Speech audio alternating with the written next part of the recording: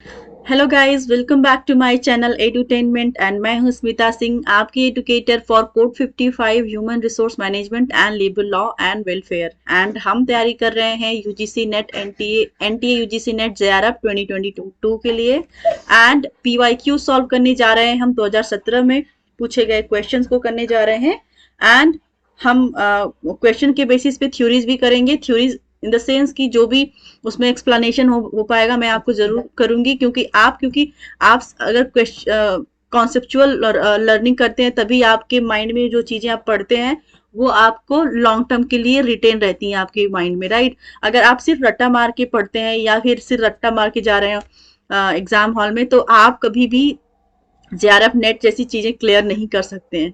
क्योंकि जब तक आप कॉन्सेप्चुअली नहीं पढ़ेंगे, थॉरली नहीं पढ़ेंगे, थ्योरी पार्ट नहीं देखेंगे, क्वेश्चंस कैसे अराइज हो रहे हैं, कहाँ से लिए गए हैं क्वेश्चंस, तो ये सब चीजें जब तक आप समझेंगे नहीं, उनके बेस को नहीं समझेंगे, तब तक आप ऑब्वियस सी बात है आप कॉन्सेप्चुअल रीडिंग आपकी नहीं हो पाएगी, राइट। और अगर कॉन्सेप्चुअल रीडिंग नहीं होगी तो आप क्लियर नहीं कर पाएंगे एग्जाम को। So will study the MCQs, PYQs, but with the full explanation, like where the question is asked from, right। so हमें आगे बढ़ना चाहिए। पिछले जो भी मैंने क्वेश्चंस कराए हैं ये आप जाके यूट्यूब पर प्रीवियस सेशंस में जो भी मैंने लिया था वो यूट्यूब पे होगा, आपको मिल जाएगा, आप देख सकते हैं। ये सारे क्वेश्चंस मैं करा चुकी हूँ। आज का जो क्वेश्चन होगा वो नेक्स्ट होगा। 33 क्वेश्चन मैंने इस सीरीज से करा लिया है। 2017 में पूछे गए 50 क्वेश्चंस की सीरीज लेकर आई हूँ मैं, जिनमें से मैंने 33 कवर कर लिया है प्रीवियस सेशंस में। आज के इस सेशन में हमारा जो पहला क्वेश्चन होगा क्वेश्चन नंबर 34, राइट। सो देखते हैं क्या कह रहा है question number 34। As per the government of India notification, the wage limit for employees to be covered under the Employees State Insurance Act 1948 is proposed to the increase to। यहाँ पे options दिए गए हैं। Option number 1 ₹18,000, option number 2 ₹25,000, option number 3 ₹20,000 and option number 4 ₹21,000। सो आपको correct answer बताना है question number 34 का। And for every question I'll give you 15 seconds to read the question carefully and just need to try to find the correct answer।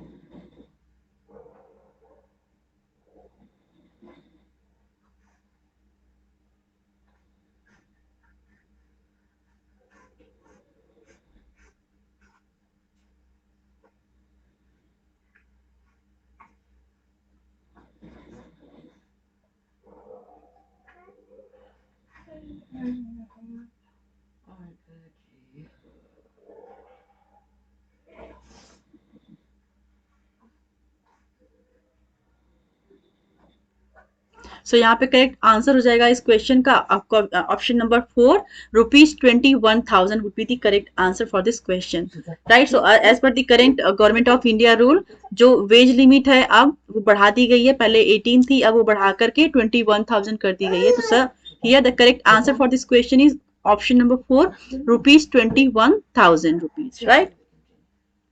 So here the next question is, under the Minimum Wage Act 1948, what is the extent of representation of independent persons in the advisory committee? Let me read the question again. Under the Minimum Wage Act 1948, what is the extent of representation of independent person in the advisory committee? So आपको correct answer बताना है यहाँ पर। Here are the options. Option R, option number 1, 1/2 of its total members. Option number 2, 1/3 of its total members. Option number 3, 1/4 of its total members. And option number 4, 1/2 of its total members subject to a maximum of light। सो आपको correct answer बताना है।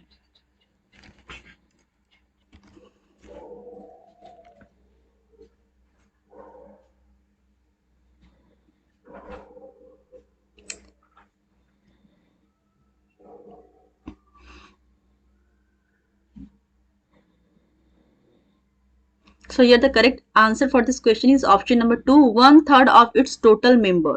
So इसका सही answer होगा under the Minimum Wage Act 1948, what is the extent of representation of independent persons in the advisory committee?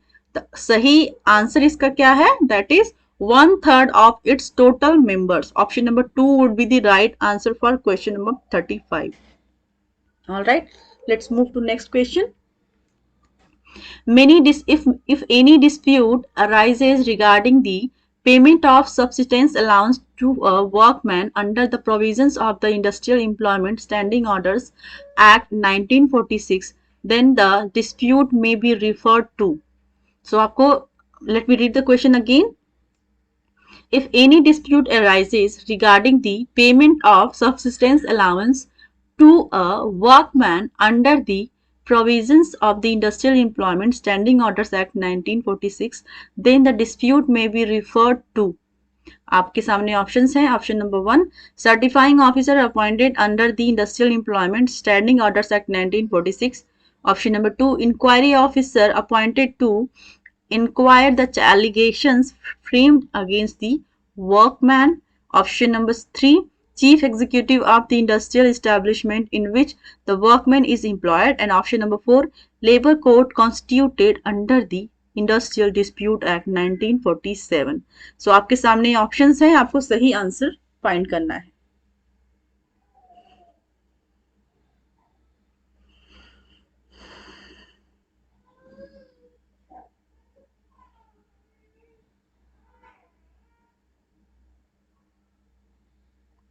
So here the correct answer for this question is option number 4.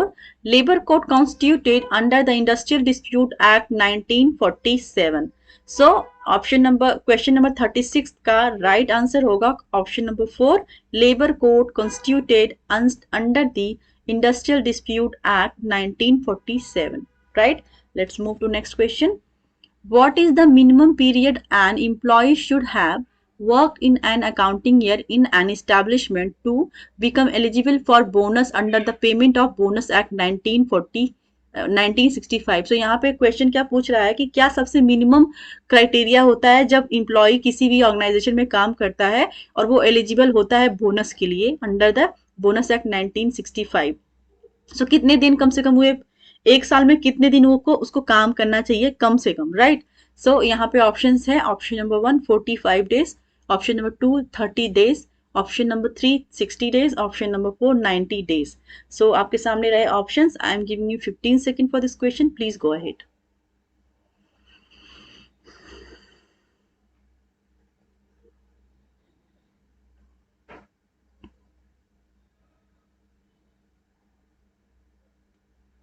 So here the correct answer for this question is option number 2 30 days.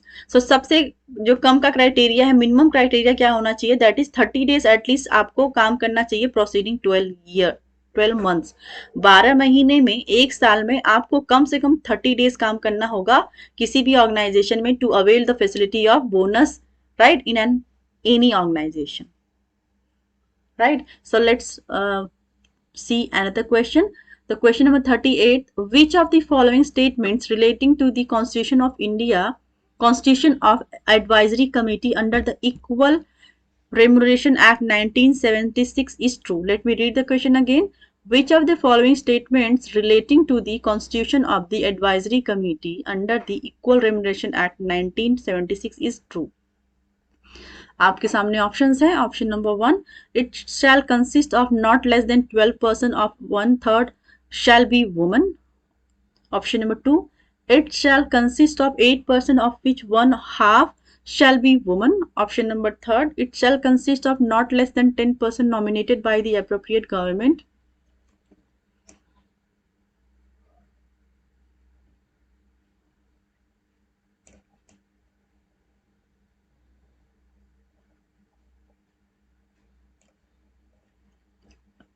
Yeah, by the appropriate government, of which 1/2 shall be women. And option number 4, it shall consist of 12 persons nominated by the central government, of which 1/3 shall be women.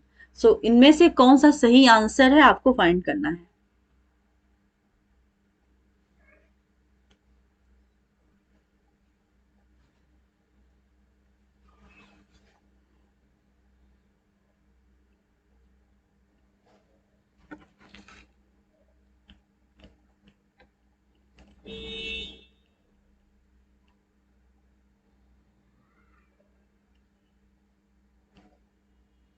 जब हम बात करते हैं equal remuneration की and उसमें क्या advisory committee की क्या स्ट्रेंथ होनी चाहिए और क्या वुमन की होनी चाहिए, क्या मेल की होनी चाहिए, सो मेल की होनी चाहिए, क्या फीमेल की होनी चाहिए। सो यहाँ पर करेक्ट आंसर हो जाएगा option number 3, it shall consist of not less than 10% nominated by the appropriate government of which one half shall be woman। सो बात कर रहे हैं कम से कम जो उनकी स्ट्रेंथ होती है एडवाइजरी कमेटी की वो 10 होनी चाहिए एंड उनमें से आधा वुमन होनी चाहिए और आधा मेन होनी चाहिए। मीन्स कि हाफ हाफ होना चाहिए रेशियो उनका मेन एंड वुमेन का, half half means 50% when main 50% women. मतलब अगर 10 है तो 5 आपकी वुमन होंगी और 5 मेन होंगी एडवाइजरी कमेटी के members, right. So let's move to the next question.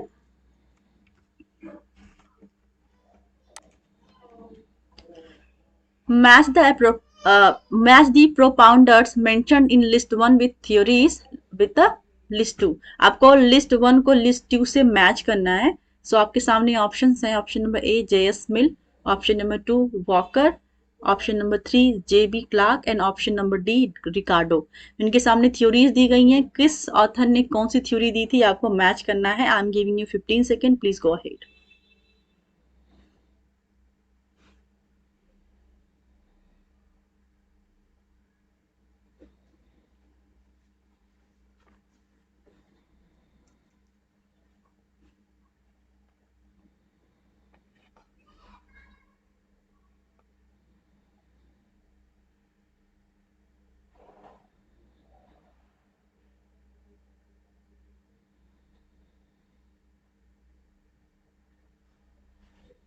Alright, so यहाँ पे करेक्ट आंसर होगा इस क्वेश्चन का ऑप्शन नंबर 4, ए का हो जाएगा 2।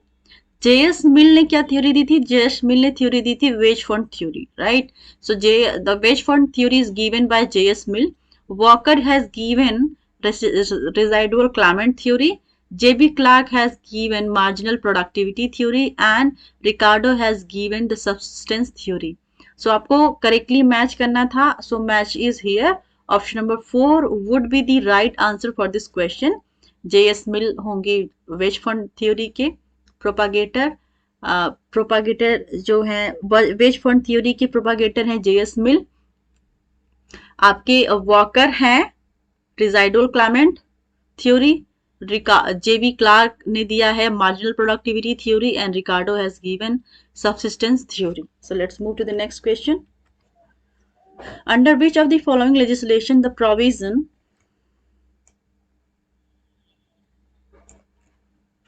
for payment to any trade union free on a written authorization from an employee has been provided? Option number 1, Industrial Dispute Act 1947. Option number 2, Trade Unions Act 1926. Option number 3, Payment of Wage Act 1936. And option number 4, Industrial Employment Standing Orders Act 1946. Right, सो आपको correct answer find करना है यहाँ पर। आई am giving you 15 second for this question, please go ahead.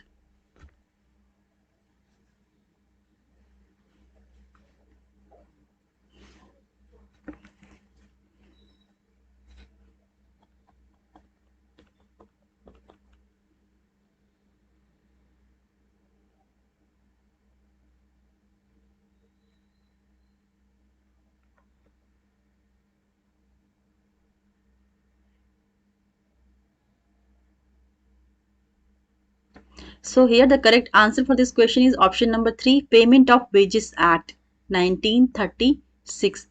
Under the Payment of Wages Act 1936, the thought is legislation, the provision for payment to any trade union fee on a written authorization from an employee has been provided। So जो क्या है authority, जो authorisation है payment of employ को एक फी provide करने की, उस किसके अंदर आता है, that is in payment of wages act 1936, right. So आज के इस सेशन के लिए इतना ही एंड इसके आगे के क्वेश्चंस को करने के लिए मैं एक दूसरा वीडियो लॉन्च करूंगी यूट्यूब पर। तब तक के लिए आप मेरे साथ बने रहिए, मेरे साथ जुड़े रहिए। अगर आपने अभी तक मेरा चैनल सब्सक्राइब नहीं किया है तो please subscribe it. If you are preparing for code 55 human resource management and labour law and human resource management, अगर आप प्रिपेयर कर रहे हैं, प्रिपरेशन कर रहे हैं सीरियसली एंड क्रैक करना चाहते हैं UGC NET JRF, then please go to my channel and subscribe it. And also if you like my style of teaching and if you like my ppt, अगर कहीं भी आपको लगता है कि कहीं लैक नहीं है, सारी चीज़ें ठीक लगती हैं, तो आप शेयर सब्सक्राइब करिए मेरे चैनल को एंड लाइक करिए वीडियोस को, देखते हैं जो भी वीडियोस। एंड ऑल्सो अगर आपको लगता है कहीं पे कोई लैक है, कोई कमी है, then also you just do let me know, I will work on that. Alright, so thank you so much for watching me.